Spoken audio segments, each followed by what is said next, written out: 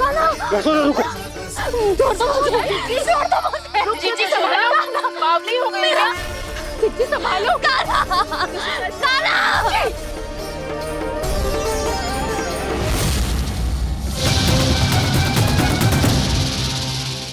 कान्हा का जन्म हुआ है ना, मैं तब से देख रही हूँ। तब से हम पे कोई भी संकट आती है ना, तो अचानक से कोई अपरिचित हमारी सहायता करने आ जाता है, और जाते समय कान्हा की आज्ञा लेके जाते है, और कभी कभी तो इसे प्रभु बोल के जाते है। बाबा संभालो। यशोदा, इस जानकी को चढ़ो है और विचित्र विचार तुम्हारे मन में है। अरे सब जानते हैं कि हमारा परिवार राजसी, तुम्हें पता ना चलते हो पर हमारे कान्हा को सब राजकुमार ही समझते हैं देखकर, इसीलिए उसे सम्मान देने के लिए सब ऐसा ही करते हैं, और कोई बात ना है।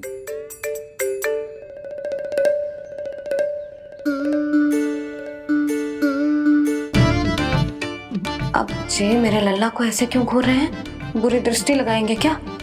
वैद्यराज जी,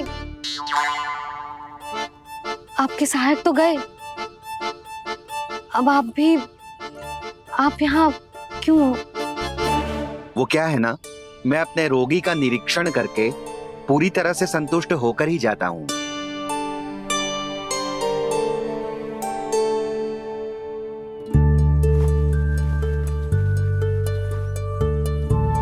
हाँ, संकेत तो अच्छे हैं, कल सुबह तक बिल्कुल ठीक हो जाएगी।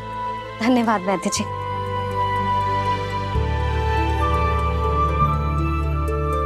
बस तो फिर हम कल पकड़न पकड़ाई खेलेंगे जानकी।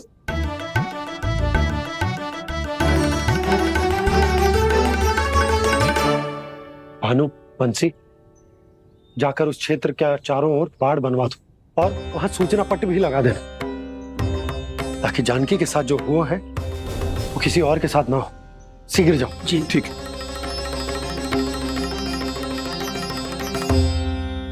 बाड़ और सूचना पट लगवाने से समस्या का समाधान नहीं होगा बाबा। निर्दोष पशु सूचना पट देखकर भी कुछ समझ नहीं पाएंगे।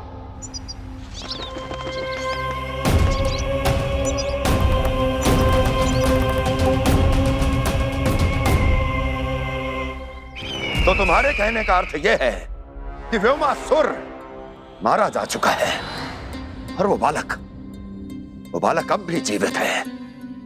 हाँ महाराज, मैंने गोप बालकों को कहते सुना था कि कृष्ण ने छलिया को मोक्ष दे दिया है, पर वृंदावन सुरक्षित नहीं है महाराज। वो एक बहुत बड़ी समस्या से जूझ रहे हैं। कैसी समस्या? गांव के निकट क्षेत्र में किसी विषैले सर्प का निवास है। उसके विष का प्रभाव इतना भयानक है महाराज, जैसे विष ना हो, स्वयं हलाहल हो। मेरी कोई भी औषधि रोगी का उपचार नहीं कर पा रही थी। निकट के क्षेत्र में कहाँ है वो सर्प?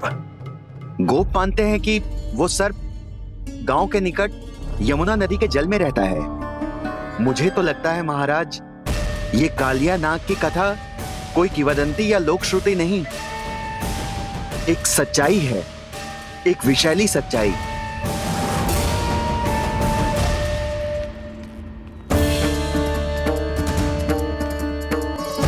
कालिया का सामना करने का समय आ गया है, पर उससे पहले मुझे बुलाना होगा उन्हें।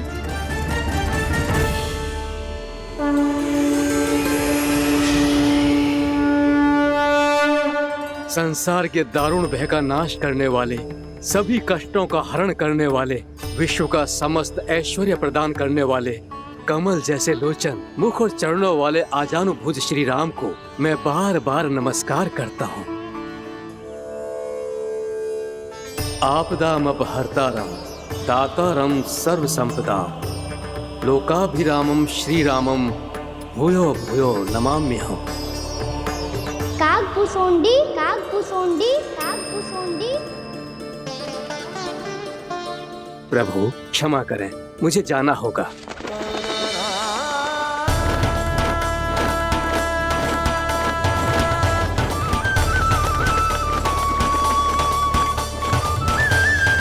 प्रणाम प्रभु। अनेक बार मैं आपके दर्शनों के लिए आया प्रभु।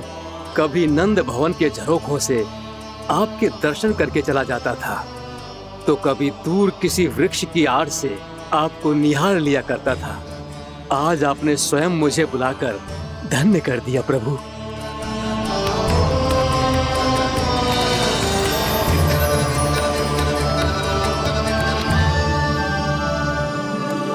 मैंने आपको यहाँ एक विशेष कारण से बुलाया है। आपके श्राप से इस कालिया नाग को मुक्त करने का समय आ गया है। ये तो बहुत ही उत्तम समाचार है प्रभु। इतने वर्ष बीत गए, मुझे आज भी स्मरण है वो दिन जब मैंने उन्हें श्राप दिया था। अपने क्रोध पर नियंत्रण खोकर बहुत बड़ी भूल कर दी थी मैंने प्रभु। बीती हुई घटनाओं पर दुखी होके कोई लाभ नहीं है।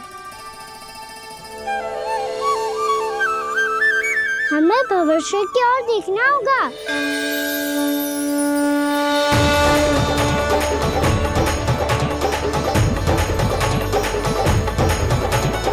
आदेश कीजिए प्रभु, क्या आज्ञा है आपकी? जब मैं कालिया नाग का सामना करने जाऊं, तो आप यही रहेगा। आपको अपने आप पता चल जाएगा कि कब क्या करना है। और हाँ, लौटते जाते समय नारद मुनि से कहिएगा वो आकर मुझसे भेंट करे। अवश्य प्रभु, प्रणाम। क्या इसने सच्ची में देवर्षि नारद को बुलाया है? नारायण नारायण, आपको संदेश भेजने की आवश्यकता नहीं थी। आप स्मरण करते और मैं चला आता। तुम्हारा कल्याण हो नारद।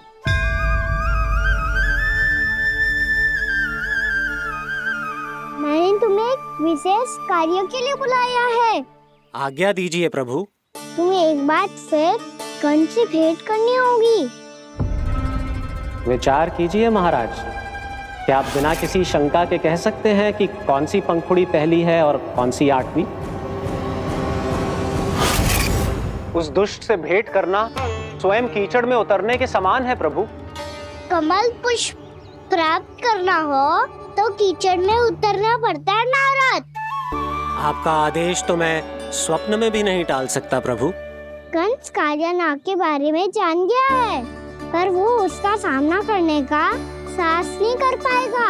मैं आतुर हूँ प्राप्ति, मूर्ख नहीं। मेरी बुद्धि फिर नहीं गई है। मैं स्वयं उस कालिया जैसे महाविषैले सर्प के सामने खड़ा हो जाऊं और अपने ही काल को आमंत्रित कर लूं। तो फिर अपने लाभ के लिए उसका प्रयोग करने का कोई और उपाय सोचिए स्वामी। कुछ ऐसा कीजिए कि यमुना नदी का पूरा जल विषैला हो जाए और वृंदावन वासी उसका उपयोग करे, और आपका काल कहलाने वाला वो बालक स्वयं काल के गाल में चला जाए। उत्तम उत्तम सुझाव है प्राप्ति। अब मुझे उस कालिया तक पहुंचने का मार्ग ढूंढना होगा।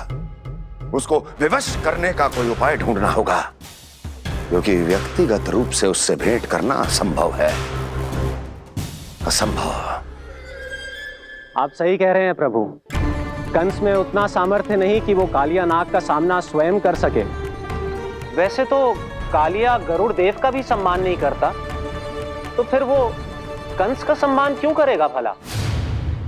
नहीं करेगा, पर कंस तुम्हारा सम्मान अवश्य करेगा नारद। तुम्हारी बातें भी सुनेगा और मानेगा भी। ये मेरी योजना का बहुत ही महत्वपूर्ण भाग है।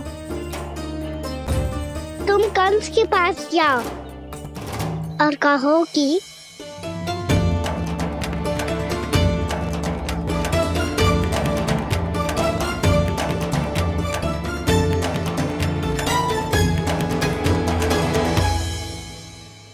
संतान अपने माता पिता को तीर्थ का सौभाग्य दिलाती, और मेरा लल्ला कितना महान कि उसने हमारे घर को ही तीर्थ बना दिया।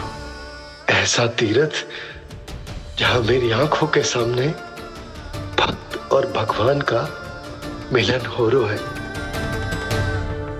जो आज्ञा प्रभु।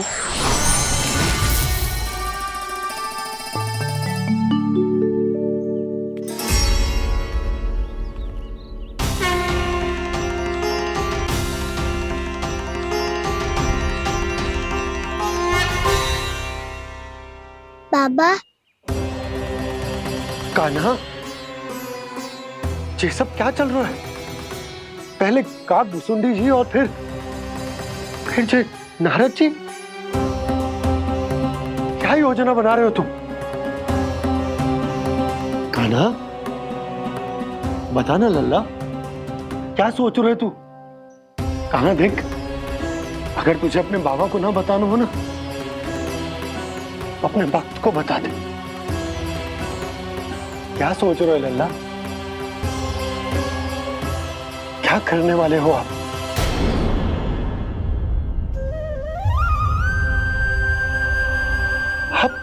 आप इतने दुखी क्यों हो? कान्हा, कान्हा, क्या होगा? क्योंकि मुझे आभास हो गया है बाबा, समय आने वाला है। कौन सा समय आने वाला है लल्ला? इसीलिए सब कुछ बदलने वाला है। भैया को मेरा सत्य पता चल जाएगा बाबा।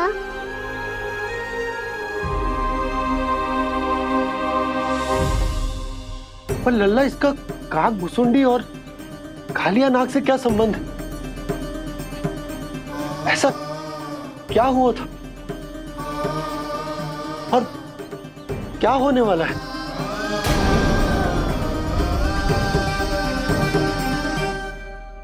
जो होने वाला है बाबा, उसका संबंध उससे है जो सैकड़ों वर्ष पहले हुआ था।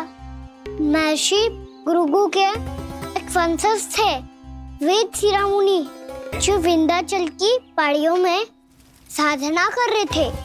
तभी वहाँ अश्वशिरा नाम के एक दूसरे मुनि आमंत्रण के बिना ही आ गए। कितना सुंदर और शांतिपूर्ण आश्रम है। यहाँ प्रभु की साधना करने में बहुत आनंद आएगा। शीघ्र ही अश्वशिरा मुनि उपस्थिति के कारण होने वाले व्यवधान से बाध्य होकर वेद शिरा मुनि ने अपनी आंखें खोली। कौन हो तुम और यहाँ क्या कर रहे हो?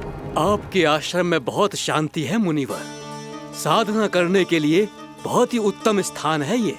मैं चाहता हूँ कि मैं भी यहाँ। आप यहाँ साधना करना चाहते हैं, लेकिन इतना भी नहीं जानते कि किसी के आश्रम में प्रवेश करने से पहले उसकी आज्ञा लेनी चाहिए। आप ये भी नहीं जानते कि यदि कोई यज्ञ कर रहा हो तो बिना अनुमति के वहाँ प्रवेश करने से उसकी यज्ञ साधना भंग हो सकती है। आप क्या साधना करेंगे मुनि? आप तो साधना के योग्य ही नहीं हैं। इतना अपमान! एक मुनि के मुख से इतने कड़वे शब्द शोभा नहीं देते।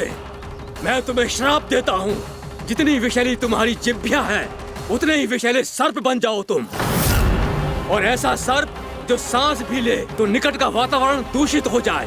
तुम्हारे इस दुस्साहस के लिए मैं तुम्हें श्राप देता हूँ कि तुम अभी इसी क्षण कौवा बन जाओ, और ऐसा कौवा जो कांव कांव करके अनर्गल प्रलाप करता रहे।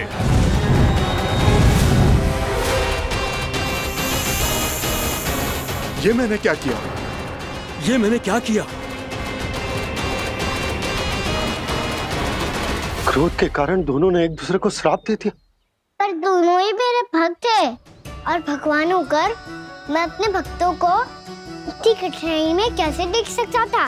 इसीलिए जिस संकट में उन दोनों ने अपने आप को फंसा लिया था, उसका समाधान करने में मैं उनके पास गया। देखिए ना प्रभु, ये क्या हो गया हमसे?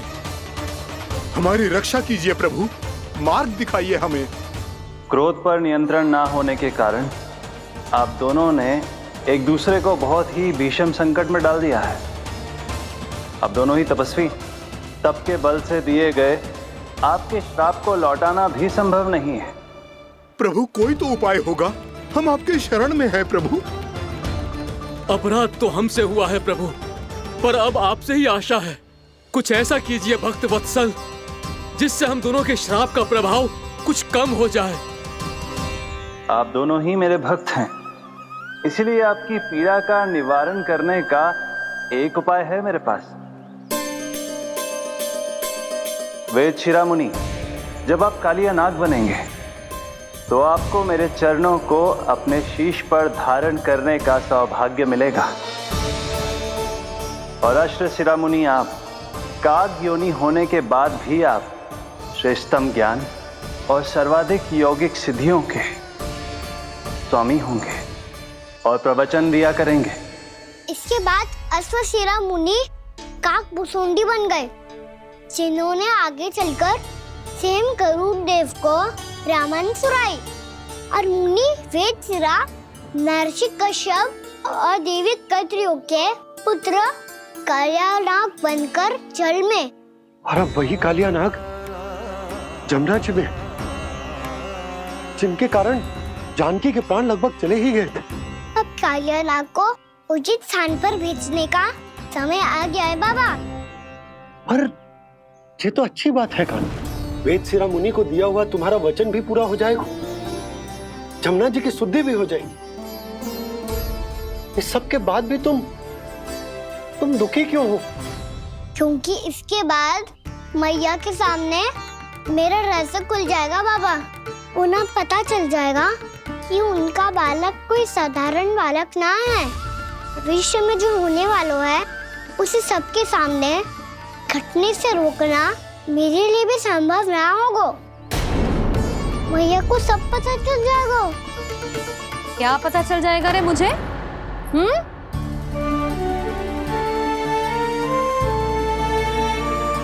यही कि सबसे अधिक प्रेम मैं आपसे ही करता हूँ। अब बस भी कर, चलो भोजन के लिए बुलाने आई थी तुम दोनों को। भूखा थोड़े ना रहने दूंगी अपने लल्ला को, मेरा लल्ला दुर्बल हो जाएगा ना। आप खिलाओगे तो ही खाऊंगा। हाँ ठीक है, मैं ही खिलाऊंगी। अब चल, आओ जी चल।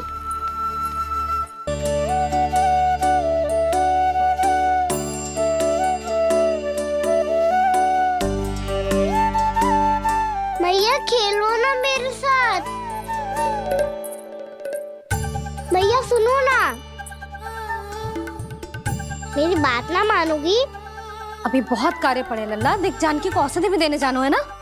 औषधि मैं दे दूंगा, फिर तो खेलोगी ना मेरे साथ। पिछले कुछ दिनों से अपनी मैया का अधिक से अधिक प्रेम पाने का प्रयास करो है कान्हा। इसका तो एक ही अर्थ हो सकता है कि कछु बहुत बड़ो होने वालों है। कान्हा रुक जा लल्ला। कान्हा क्यों तंग कर रहा है? मैया को पहन लेना। कान्हा, कान्हा, ये क्या करो तूने?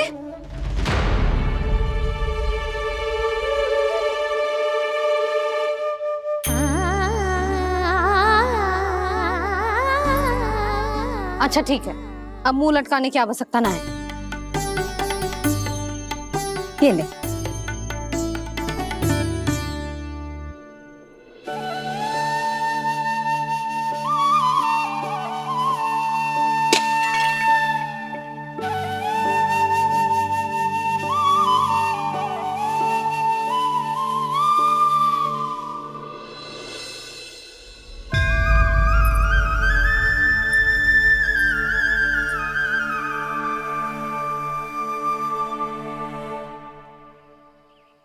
तंग करे मैया को खिजाए, खेले रूठे मनाए, लीला अनोखी करके शरारत, कान्हा दंड भी पाए।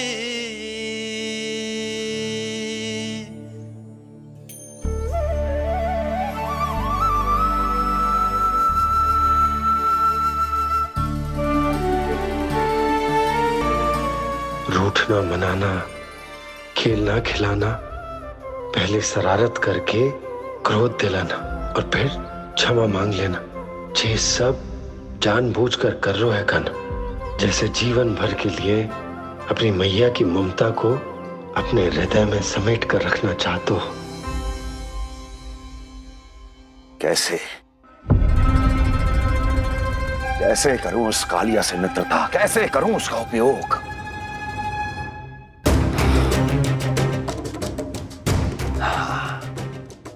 उस पर आक्रमण कर देता हूं और उसे किसी ना किसी तरह से यह विश्वास दिला देता हूं कि यह आक्रमण उस विष्णु अवतार ने किया है। फिर वो क्रोध में आकर सारे वृंदावन वासियों को अपने विष से समाप्त कर देगा। उचित है, ये उचित है। नारायण हरि, नारायण हरि।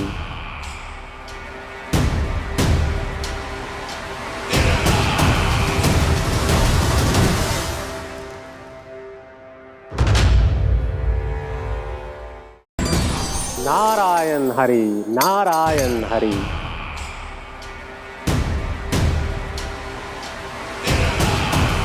प्रणाम देवर्षि। किस योजना में कितना लाभ है और कितनी हानि, यह आंकलन करते करते थक गए होंगे मथुरा नरेश। देवर्षि, आज मेरा ध्यान कैसे आ गया आपको?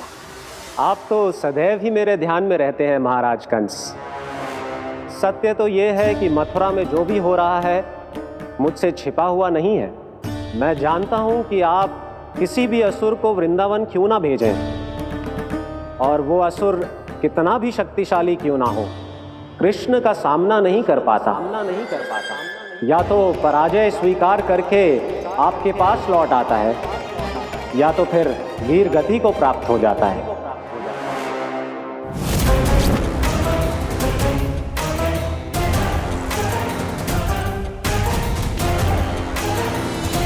वाह, मुझे मेरी असफलताएं स्मरण कराने आए हैं, मेरे घाव को खुरेदने आए हैं, उन पे नमक छिड़कने आए हैं। मित्र को शत्रु समझने की भूल मत कीजिए महाराज कंस।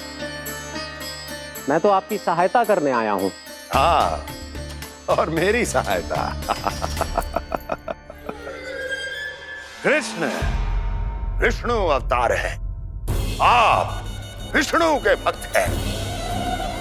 मैं हूं विष्णु द्रोही, फिर भी तो आपके आराध्य को हानि पहुंचाना चाहता है, उसकी सहायता करना चाहते हैं आप।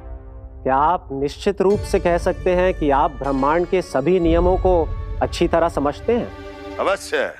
आपके लिए बस इतना ही जानना पर्याप्त होगा कि मैं जो कुछ भी कर रहा हूं उसके लिए मेरे व्यक्तिगत कारण हैं। मैं तो बस आपके हित में पिछली बार की तरह एक सुझाव लेके आया था, पर यदि आप मेरा सुझाव सुनना भी नहीं चाहते तो आपकी इच्छा। नारायण हरि, नारायण हरि। कारण चाहे जो हो, इनके पिछले सुझाव के कारण ही आज मेरे शत्रुओं की संख्या कम है। अन्यथा मैं देवकी के अन्य पुत्रों को भी जीवित छोड़ देता, और आज वो सब अपने भाई के साथ मिलकर उसकी शक्ति को अनेक गुणा बढ़ा देते। ठहरिए देवऋषि,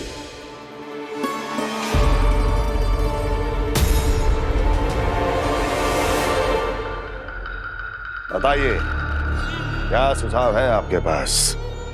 मेरे सुझाव का नाम है कालिया नाग।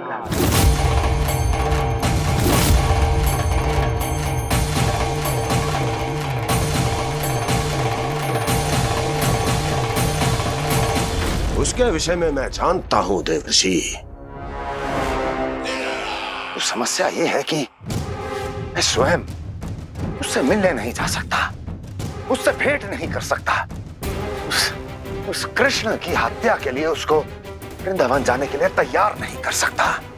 तो मत जाइए उसके सामने, और ना उसे भेजिए कृष्ण के सामने। हर बार आप किसी न किसी असुर को अपने शत्रु के क्षेत्र में भेजते हैं, जहां शत्रु उसका सामना करने के लिए पूरी तरह से तैयार होता है और आपका असुर मारा जाता है। इस बार शत्रु को युद्ध स्थल चुनने का अवसर मत दीजिए महाराज। इस बार योजना का जाल ऐसे बुनिए कि कृष्ण स्वयं उसके पास जाने के लिए विवश हो जाए। कालिया नाग स्वयं काल है, मृत्यु का दूसरा नाम है। उसके विष का उपयोग अपने लाभ के लिए कीजिए महाराज। वैसे कालिया के विष की अधिकता का अनुमान तो होगा ही आपको।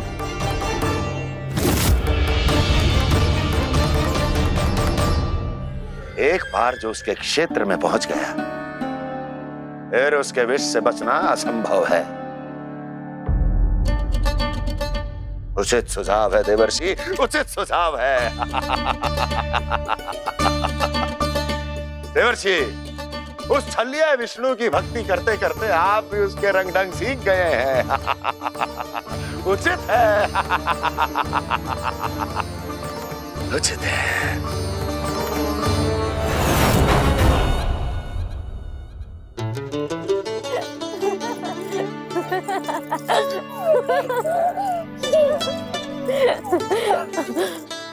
बस बस, बहुत आनंद ले लियो लल्ला। बस अब दूध पी ले। ठहर ठहर, गर्म है।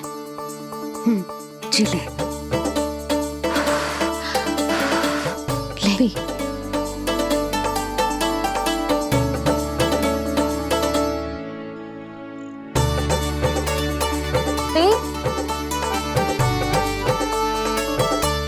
मैं ना होती तो ना जाने क्या हो तो तेरा। अपने आप दूध भी ना पी सकते है, भावला कहीं का। आपकी इस प्रेम के लिए तो मैं धरती पे आया हूँ मैया। मैं भी यही सोच रहा हूँ यशोदा कि तुम ना होती तो मेरा क्या होता। इसी बात पे थोड़ा दूध और कजू खाने को दे दो। अरे मैं तो भूल ही गई। तनिक ठहर जाओ जी, दूध पी लेना तो आपके लिए भी कछु ले आती हूँ।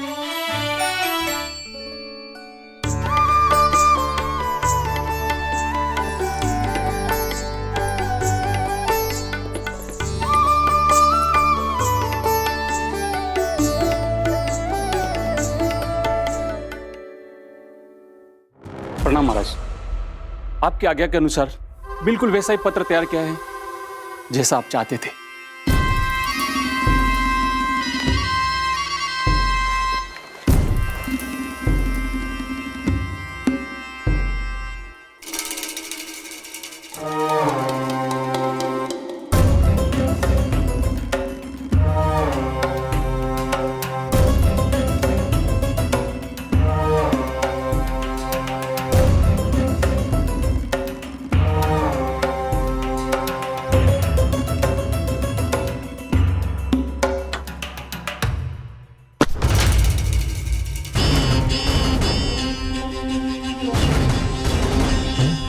कृष्ण जन्म से लेकर आज तक ये मेरी सबसे महत्वपूर्ण योजना है। इसका सफल होना निश्चित है दूत, किंतु केवल वही करना जैसा मैंने कहा है। जाओ।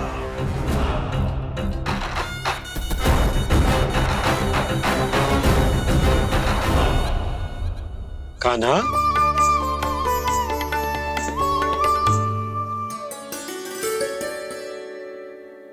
क्या होगा? बाबा मैं चाहता हूँ कि मैया की ममता क्रिस्टल फ्रेम की वर्षा मुझ पे सरते ऐसे होते रहे। वो तो होती रहेगी लल्ला। अपने लल्ला के लिए किसी मैया का प्रेम कभी कम हो सकता है भला? नंदराज, वो मथुरा से एक दूत आयो है महाराज कंस का राजपत्र लेके।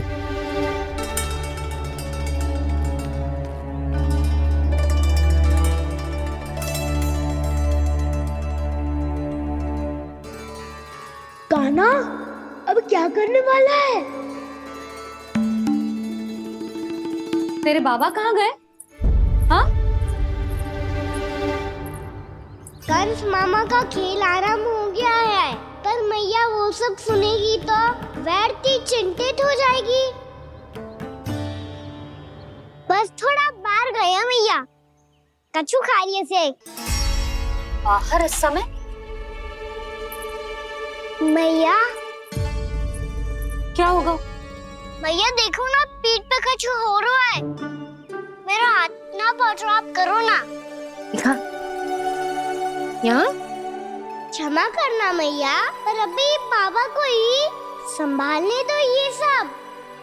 कहिए, क्या संदेश लाए हैं आप? नहीं नंदराज नहीं।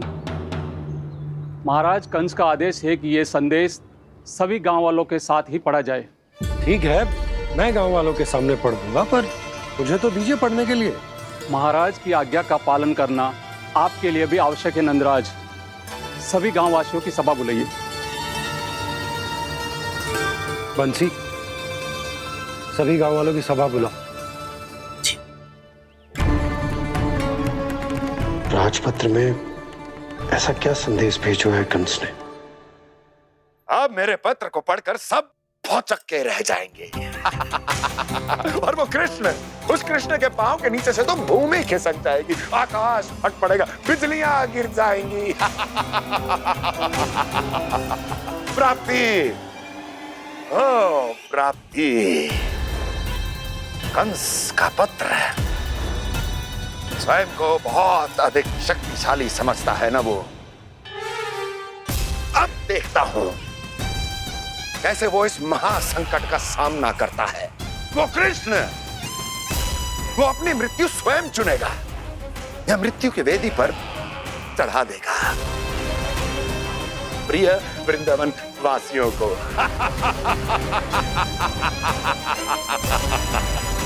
अब आएगा आनंद प्राप्ति, अब आएगा आनंद।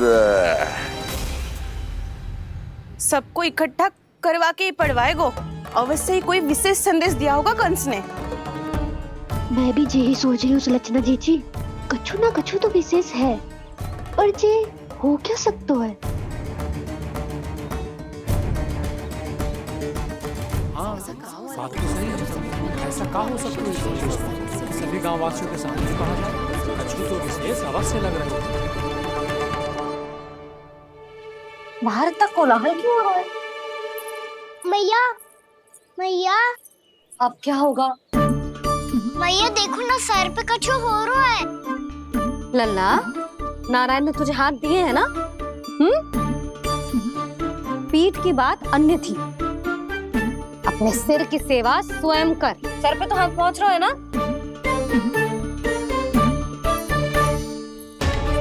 मैया सुनो ना, मैया देखो ना, तीव्र कर कछु हो रहा है। मैया देखो ना, तीव्र कछु हो रहा है।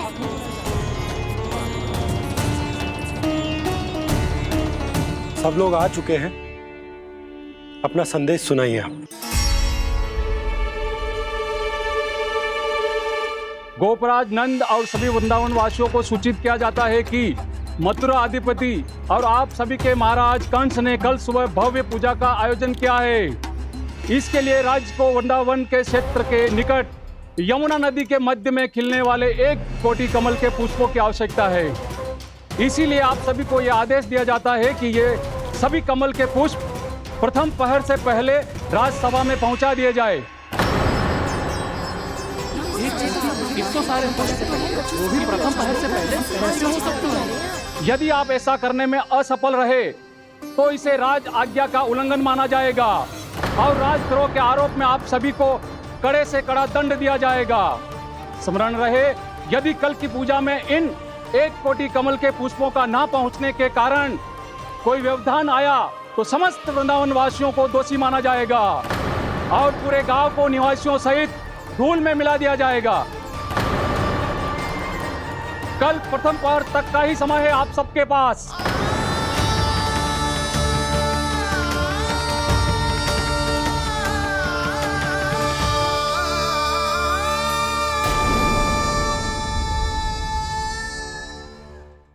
एक कोटि कमल पुष्प, वो भी कल प्रथम प्रहर में? ऐसे कैसे संभव है? और कोई साधारण पुष्प ना, यमुना नदी के मध्य खिलने वाले विशेष कमल के फूल चाहिए उन्हें। लेकिन यमुना नदी में तो कालिया नाग ने विष घोल के रखा है, तो फिर कैसे हो पाएगा? यह संभव है। हमारी मृत्यु का संदेश भेजा राजा कंस ने। सदैव की भांति इस समस्या पर भी गांव के बड़े ही विचार करेंगे। बालकों का यहाँ होना उचित ना है।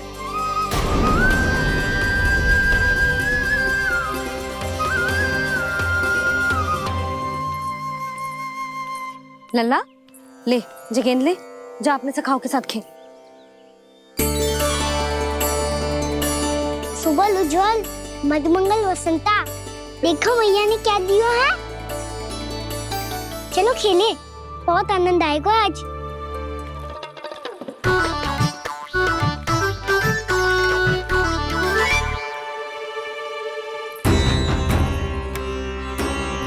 भानु, बंसी, जाओ और शीघ्र ही वो घेरे का कार्य समाप्त करो।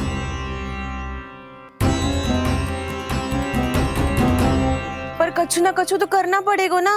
पर हम कर ही क्या सकते हैं? पुष्प लाने को और कोई उपाय है भी तो ना।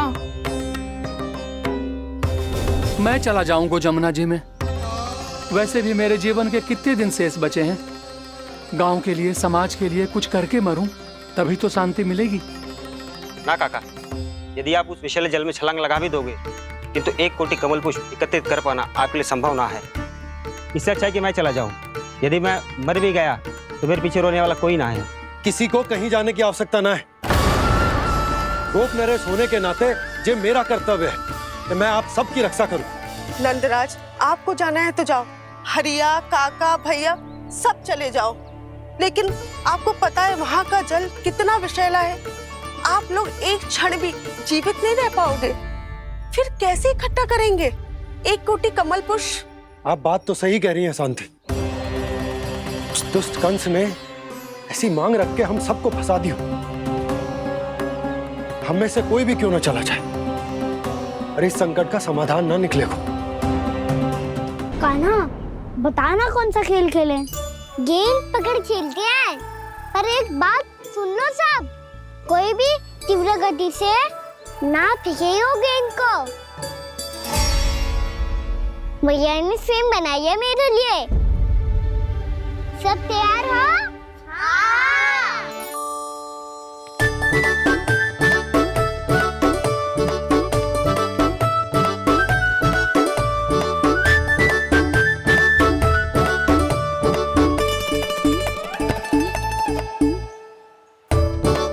मुझे दो, मुझे दो।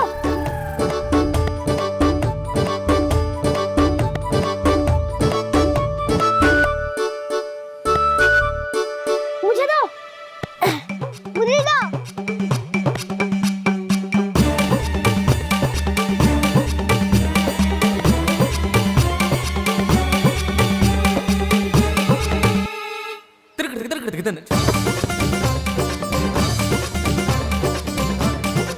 कान्हा, इतनी धीरे से फेंकेगो तो कैसे आनंद आएगो?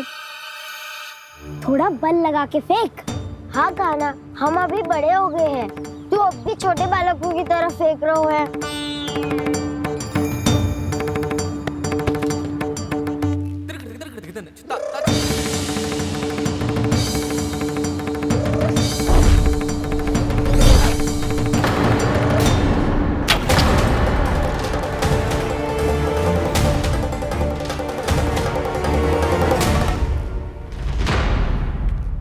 दीदी जी क्या करो कान्हा? गेंद तो डूब गई।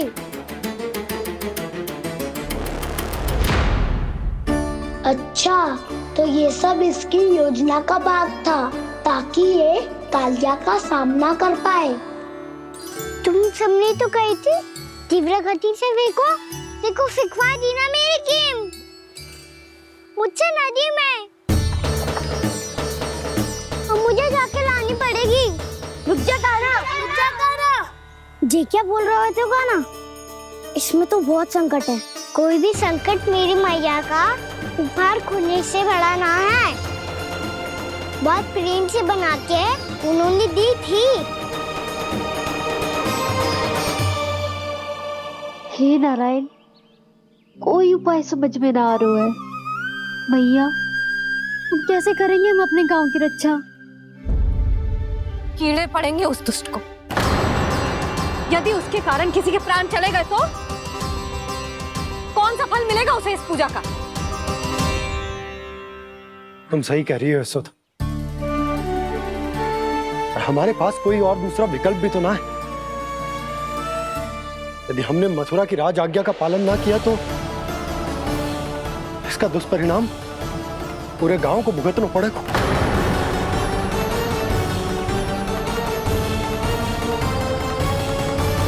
कान्हा, हमें पता है कि तू भगवान है, दिव्य है, बहुत शक्ति है तुझ में, पर फिर भी हम तुझे विषैले जल में ना जाने दे सकते। कुछ होगा तो तुम सब इतनी हट कर रहे हो तो ठीक है, ना जाऊंगा। गेंद कहाँ गिरी है, कितनी दूर गई है, ये तो देख लूं, ताकि उसे बाहर निकालने का कोई उपाय ढूंढ पाऊं।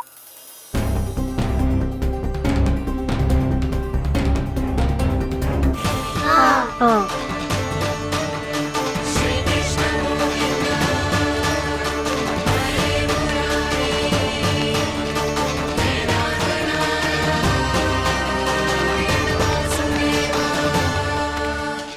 कान्हा की ये लीला तो समझ ही नहीं आ रही। पहले इसने देवश्री नारद को मथुरा जाकर कंस को भड़काने के लिए कहा, फिर स्वयं ही दुखी भी हो गया कि अब इसका रहस्य सबके सामने खुल जाएगा। और अभी स्वयं में तो इसने कहा था कि गेंद बहुत महत्वपूर्ण है, फिर स्वयं ही उसे नदी के विषैले जल में फेंक दिया।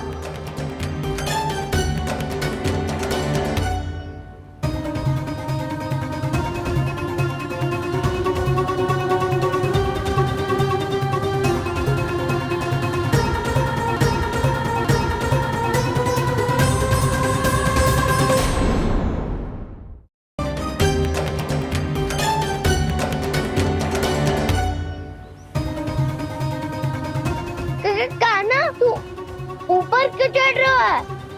अरे ऊंचाई से देखूंगा तभी तो गेंद दिखेगी।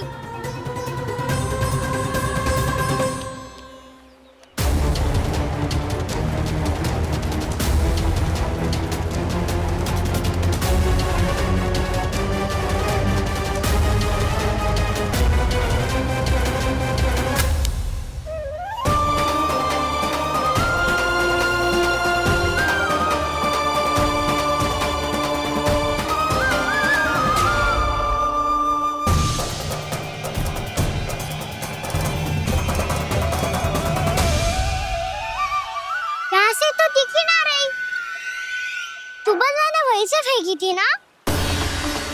ना, वहाँ से फेंकी थी। कहाँ से? मैं कहा ना वहाँ से। समझ ना आ रहा, ठीक बताना कहाँ से फेंकी थी?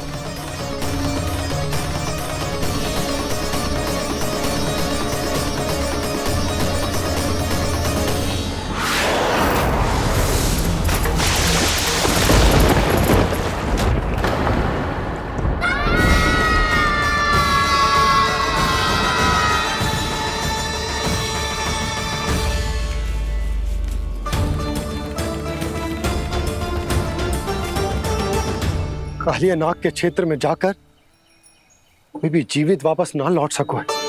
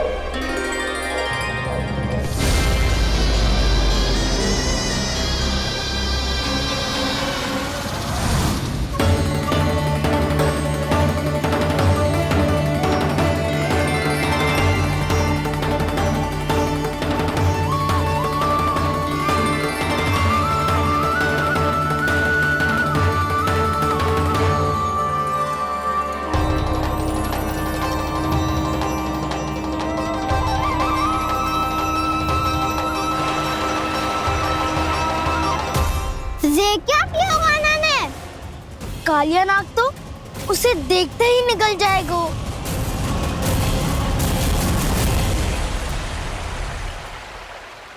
तो आरंभ से अब तक सब कुछ उसकी लीला का ही भाग था।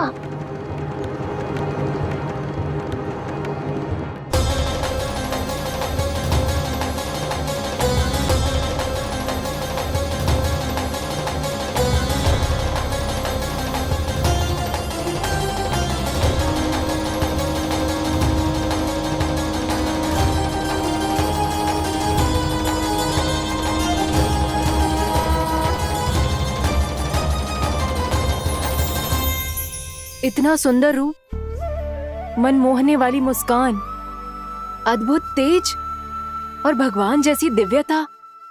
कौन हो तुम? हाँ, तुम्हें देखकर तो हम सब सम्मोहित ही हो गए।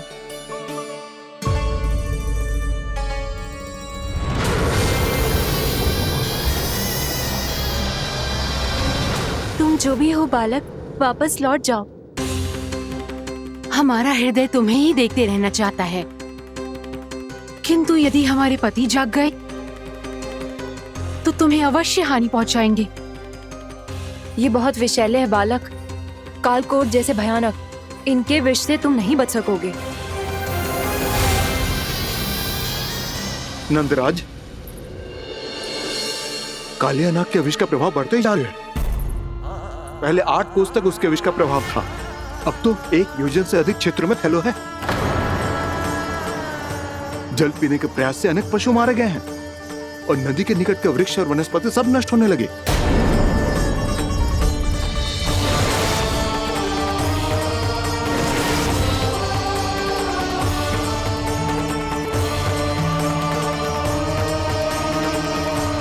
इनके विष की तीव्रता इतनी अधिक है बालक कि इनके संपर्क में आने वाले को तड़पने का भी अवसर नहीं मिलता। इनके विष की अग्नि क्षण भर से भी कम समय में प्राण वायु को जलाकर राख कर देती है।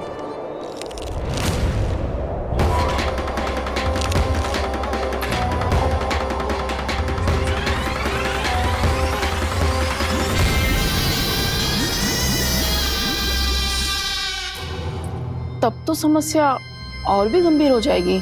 मैंने तो सुनो है कि कालिया नाग कम से कम 2 योजन लंबा है, सैकड़ों फन है उसके।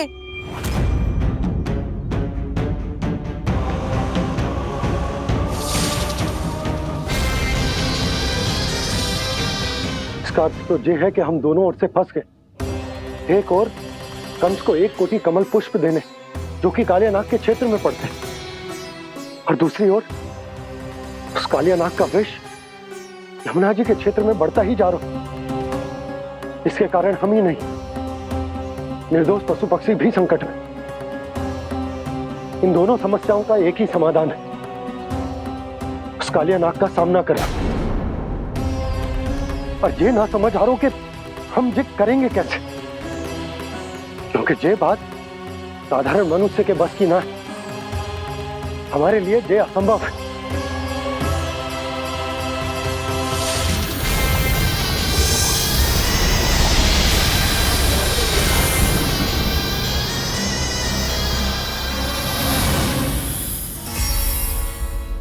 अब तो तुमने अपनी आंखों से भी देख लिया बालक, ये कितने विषैले हैं।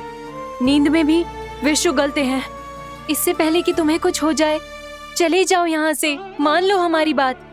आप सब मुझे जानती भी नहीं और फिर भी मेरी इतनी चिंता कर रही हैं आप। माँ की ममता भेदभाव नहीं जानती। तुम भी किसी के पुत्र हो और हम सब भी माँ हैं। एक माँ को हर बालक में अपनी ही संतान दिखाई देती है, इसलिए हम तुमसे विनती करते हैं, वापस चले जाओ, बचा लो अपने प्राण। मेरी चिंता मत कीजिए, मुझे कुछ नहीं होगा। होगा, अनर्थ होगा यदि ये उठ गए तो।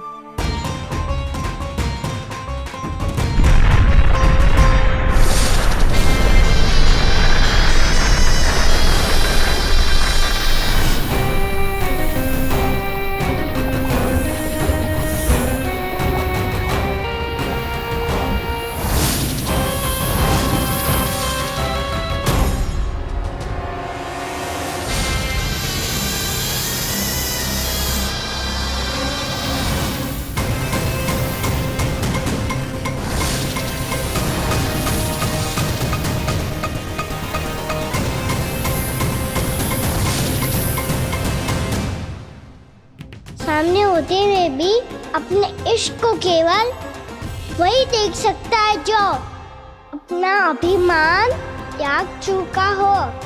पर पूर्व जन्म में मेरा भक्त होने के नाते मेरा सत्य स्वरूप देख पाने में मुझे इसकी सहायता करनी चाहिए।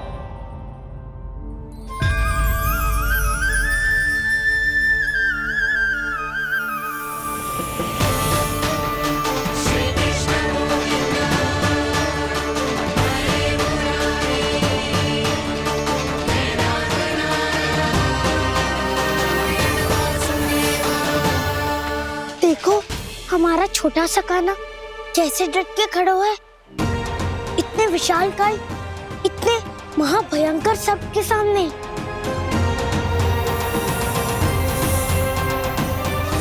ये कोई भगवान नहीं है जो इसके सामने हाथ जोड़ रही हो तुम सब।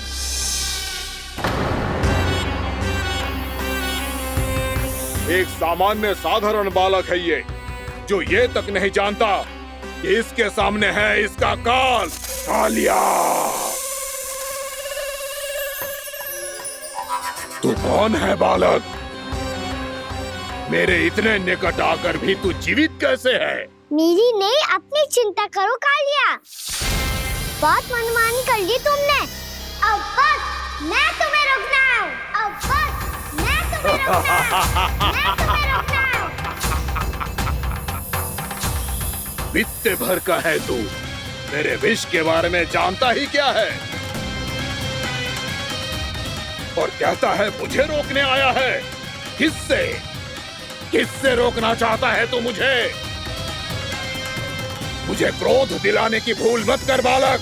अपनी फुंकार से ही तेरी इस मुस्कुराहट को अंतिम मुस्कुराहट बना सकता हूं मैं। शीघ्र बता, कौन है तू और किसने भेजा है तुझे? तुम्हें आवाज भी है कि अपनी पुकारों से तुम कितना विष भूल चुके हो। पवित्र यमुना नदी को कितना दूषित कर दिया तुमने। और यही नहीं, तुम्हारे कारण निकट के जीव जंतुओं, वृक्ष, वनस्पतियों सबको हानि पहुंच रही है। तो क्या? मुझे उससे क्या? मुझे है आपत्ति है मुझे तुम्हारी इस व्यवहार से, और इसीलिए तुम्हें यहाँ से जाना होगा, यहाँ से जाना होगा।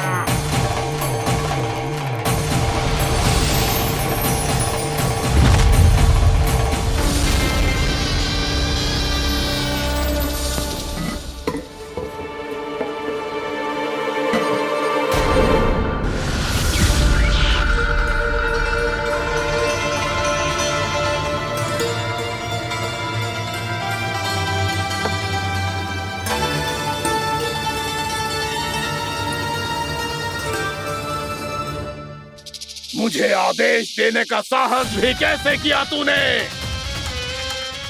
इस क्षेत्र को मैंने अपना राज्य बनाया है, मेरा परिवार रहता है यहाँ, और तू मुझे यहाँ से जाने के लिए कह रहा है?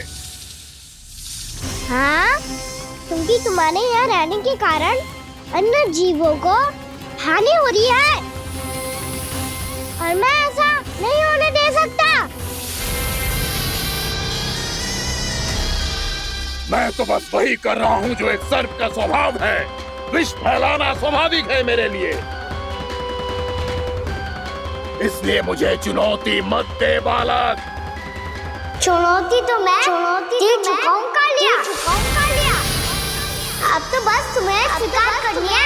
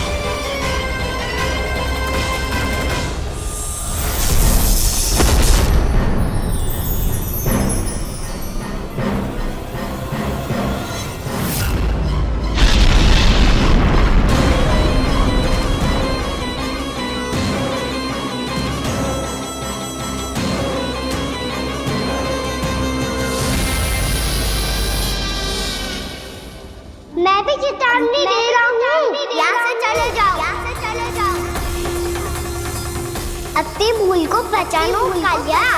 तुम जो कर रहे हो अनुचित है।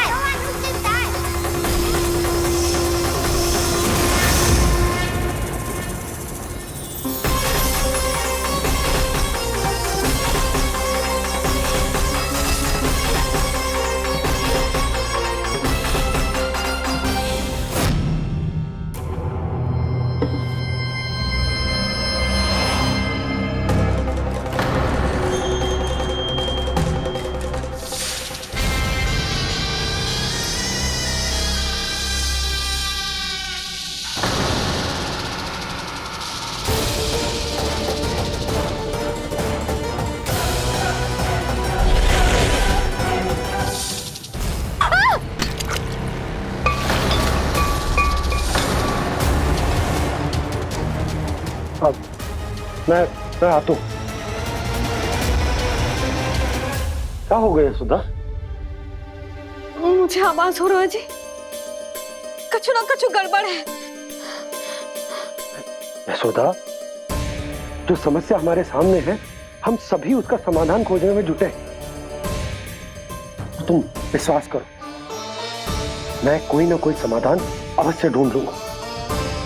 हम कैसे भी करके वो कमल के पुष्प उस कंस तक पहुंचा देंगे। नाना, समस्या उससे कहीं अधिक है, उससे कहीं अधिक बड़ी, उससे कहीं अधिक भयानक है।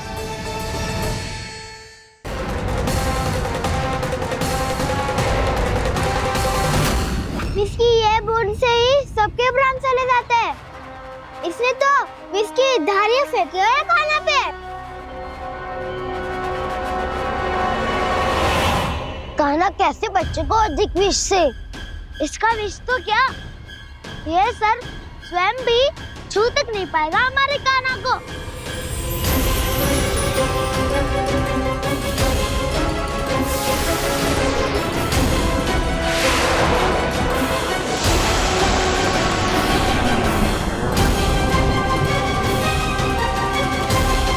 तुम्हारे सखा को, मेरे भाई को कोई हानि नहीं पहुंचा पाएगा। ये कान्हा का सत्य चाहे जो हो बलराम, पर अभी तो जो एक बालक ही है ना। देखो कैसे विष के कारण स्थिर हो गया है।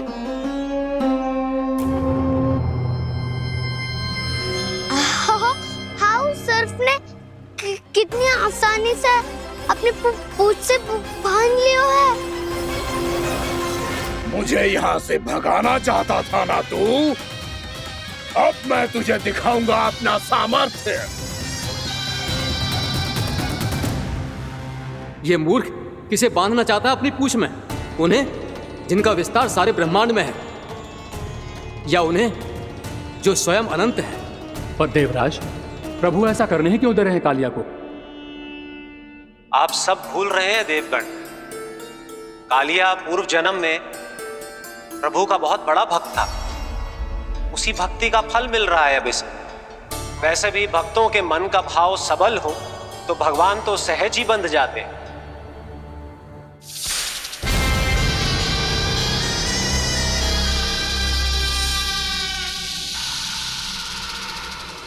बलराम, तुमने ही तो कही थी कान्हा को कछु ना होगो। देखो उस दुष्ट ने चारों ओर से जकड़ लियो है।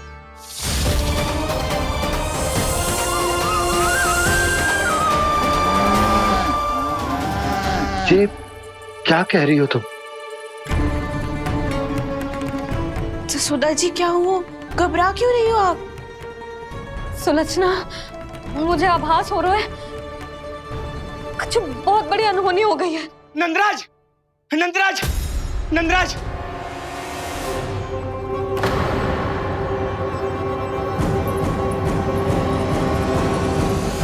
नंदराज, कान्हा ने जमना नदी में छलांग लगा दी है।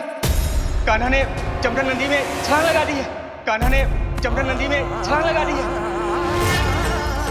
कान्हा जमना में कूद गया है। मुझे लगा था आज कछु गड़बड़ होने वाली है। मुझे आज कान्हा को ना जाने देना चाहिए था।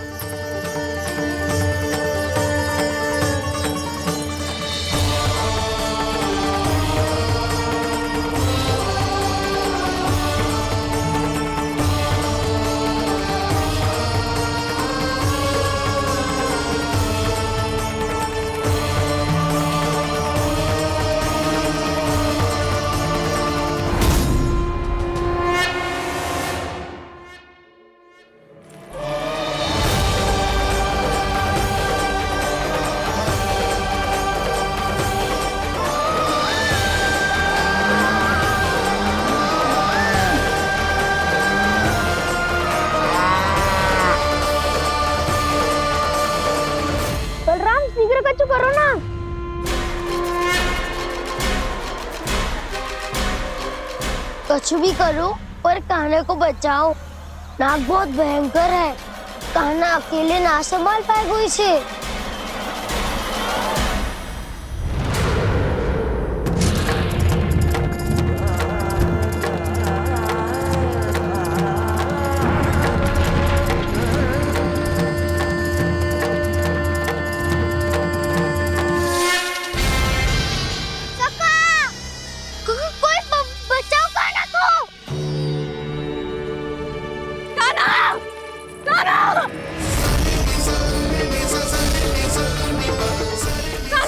यशोदा, यशोदा रुको।